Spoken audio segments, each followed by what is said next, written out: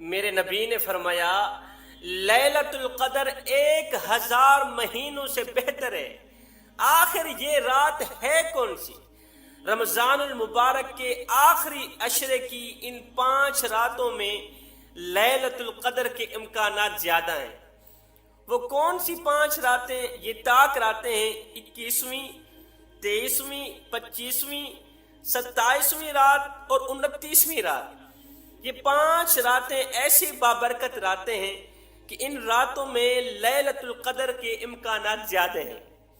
غفلت کی وجہ سے رمضان المبارک میں بھی گناہوں سے نہ بچنے والے لوگوں کے لیے لیلۃ القدر امیدوں کی کرن بن کر آئی ہے۔ اللہ کی طرف سے آئے گئے اس خوبصورت مہمان کو ناراض کرنے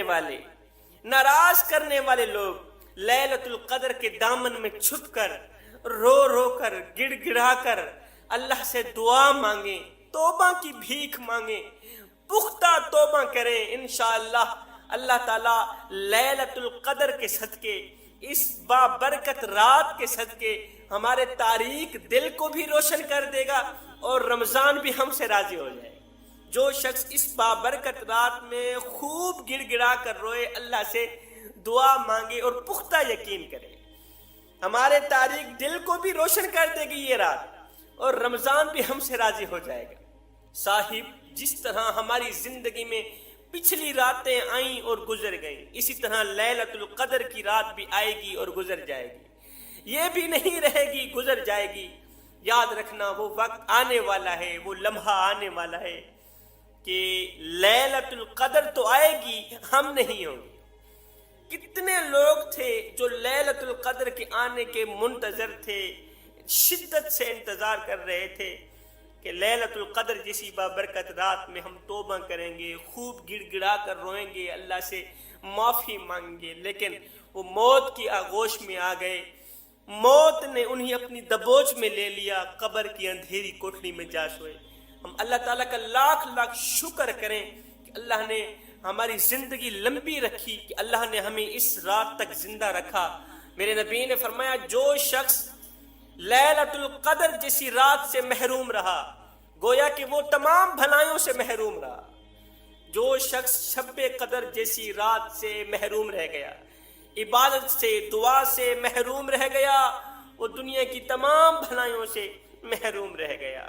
رسول اللہ صلی اللہ علیہ وسلم نے جب سابقہ انبیاء علیہم السلام کی امتوں کی طویل عمر اور اپنی امت کی قلیل عمر کا ملاحظہ فرمایا تو ایک دم دل شفقت سے بھر آیا۔ میرے نبی رونے لگے، سنجیدہ ہو گئے کہ میری امت کی تو عمر کم ہے، سابقہ امتوں کی عمر زیادہ تھی، وہ زیادہ عبادت کیا کرتے تھے، زیادہ عبادت کر کے اللہ کو راضی کرتے تھے۔ میری امت کی تو عمر کم ہے، میری امت اپنے رب کو کیسے راضی کرے گی، زیادہ عبادت تو نہیں کر پائے گی۔ تو میرے اللہ کی رحمت کو جوش آیا، جب میرے نبی کا دل شفقت سے بھر آیا تو میرے خدا کی رحمت کو جوش آیا۔ میرے اللہ نے میرے نبی کو لیلۃ القدر جیسی رات عطا فرما دی، شب قدر جیسی رات عطا فرما دی۔ ساتھ میں فرمایا اے میرے حبیب، آپ کی امت کا ایک شخص اس ایک رات میں عبادت کرے گا، ہم اسے 1000 راتوں کی عبادت کا ثواب عطا کریں۔ آپ کا امتی فقط ایک رات عبادت کرے گا، وہ کون سی رات؟ لیلۃ القدر کی رات۔ اب لیلۃ القدر کون سی رات ہے؟ میں نے پہلے عرض کی ہے 5 راتوں میں، ان 5 طاق راتوں میں لیلۃ القدر کے امکانات زیادہ ہیں۔ 21ویں رات، 23ویں رات، 25ویں، 27ویں اور 29ویں رات، یہ 5 ایسی بابرکت راتیں ہیں، ان راتوں میں لیلۃ القدر کے امکانات زیادہ ہیں۔ تو جو شخص ان 5 راتوں میں کسی بھی رات کو فقط ایک رات عبادت کرے گا، اللہ اسے 1000 راتوں کی عبادت کا ثواب عطا کرے گا۔ میرے نبی نے فرمایا بنی اسرائیل میں سے ایک نیک دل بادشاہ تھا، عبادت گزار بادشاہ تھا، اس کے 1000 شہزادے تھے۔ وہ ہر مہینے اپنے ایک شہزادے کو جہاد کے لیے تیار کرتا، کافروں کو فنار کرنے کے لیے، کافروں سے لڑنے کے لیے تیار کرتا، اپنے ایک شہزادے کو لشکر کے ساتھ بھیج دیتا جہاد کے لیے۔ اس کا شہزادہ کافروں سے لڑتا اور ایک ہی مہینے کے اندر شہید ہو جاتا، شہید ہو کر واپس آ جاتا۔ پھر دوسرے مہینے وہ دوسرے شہزادے کو بھیجتا، تیسرے مہینے یہ بادشاہ تیسرے شہزادے کو بھیجتا، یہاں تک کہ 1000 مہینہ گزر گیا، اس کے تمام شہزادے شہید ہو گئے۔ آخر میں یہ بادشاہ خود چلا گیا جہاد کے لیے، یہ بھی شہید ہو گیا۔ 1000 شہزادے بھی اللہ کے نام پہ لٹ گئے، قربان ہو گئے، اپنی جان بھی اللہ کے نام پہ قربان کر دی۔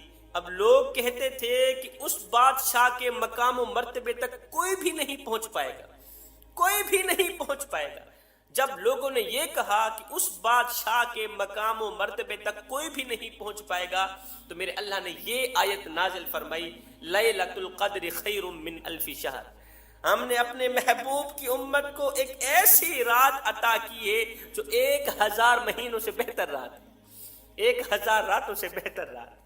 میرے نبی نے فرمایا اس رات میں ہر ایک گنہگار کی بخشش ہو جاتی ہے، مگر دنیا میں 4 بدقسمت لوگ ایسے ہیں جو عبادت کرنے کے باوجود بھی نہیں بخشے جاتے۔ یا رسول اللہ وہ 4 بدقسمت لوگ ہیں کون سے؟ فرمایا نمبر 1 عادی شرابی، جو شراب کا عادی ہو۔ فرمایا دوسرا والدین کا نافرمان، والدین کو دکھ دینے والا، درد دینے والا۔ تیسرا تعلقات، رشتے ناطے توڑنے والا شخص۔ چوتھا دل میں بغض، کینہ، حسد، انا رکھنے والا شخص۔ یہ 4 بدقسمت لوگ ایسے ہیں جو عبادت کرنے کے باوجود بھی نہیں بخشے جائیں۔ آپ کو پتہ ہے صحابہ کرام ان 5 راتوں کو کس طرح منایا کرتے تھے؟ 5 تاک راتوں کو کہ انہی میں سے لیلۃ القدر کی رات ہوگی، کس طرح گزارتے تھے؟ ہر رات کے آنے سے پہلے، رات کے شروع ہونے سے پہلے تمام صحابہ کرام غسل فرما لیا کرتے تھے۔ سبحان اللہ، غسل کر کے ایک عمدہ سی خوشبو لگا لیتے، کیونکہ غسل کرنا میرے نبی کی سنت ہے، اور خوشبو لگانا تو میرے نبی کا پسندیدہ عمل۔ میرے نبی نے نیک بیوی اور خوشبو کو بہت زیادہ پسند فرمایا ہے۔ خوشبو بھی لگا لیتے، ساتھ میں غسل بھی کر لیتے۔ یہ سب کیوں کرتے تھے؟ یہ سب تیاریاں کس لیے ہو رہی ہیں؟ اس لیے کہ ان 5 تاک راتوں میں، بابرکت راتوں میں اللہ تعالیٰ کے نورانی اور مقدس فرشتے آسمانوں سے نیچے اترتے ہیں۔ تو ہمیں اس حالت میں ہونا چاہیے کہ فرشتوں کو تکلیف نہ ہو۔ ان راتوں میں خوب ڈٹ کی عبادت کرتے تھے صاحب، پھر راتوں کے دوسرے پہر خوب رو رو کے، گڑ گڑا کے دعائیں مانگتے، بھیک مانگتے، خیرات مانگتے، اللہ سے پکی توبہ کرتے تھے۔ ہمیں بھی چاہیے کہ ہم اپنے بچوں پر سختی کریں، رمضان کی 25ویں، 27ویں، 29ویں رات کو سختی سے کہیں کہ اٹھو بیٹا مصلی بچھاؤ، نماز پڑھو، اللہ سے دعا کرو، اور خود بھی دعا کریں کہ یا اللہ زندگی میں مجھ سے جتنے گناہ سرزد ہوئے، میں نے نماز چھوڑی، میں نے فلاں کا دل دکھایا، فلاں کا حق مارا، فلاں کا حق غضب کیا، ان ہاتھوں سے کسی کو ایذا دی، کانوں سے گندے نغمے سنے، گندی آوازیں سنتا رہا، زبان سے گندا بولتا رہا، غلیظ جملے بولتا رہا۔ یہ دل جہاں صرف تیری اور تیرے رسول کی محبت رکھنی تھی، میں نے یہاں پر دنیا کی محبت بٹھا لی۔ اللہ اکبر، اپنے اندر لوگوں کے لیے کینہ رکھتا رہا، بغض رکھتا رہا۔ مالک سب کچھ نکالتا ہوں، آج میں پاک و صاف ہونا چاہتا ہوں، پکی توبہ کرتا ہوں، مالک میری توبہ قبول فرما۔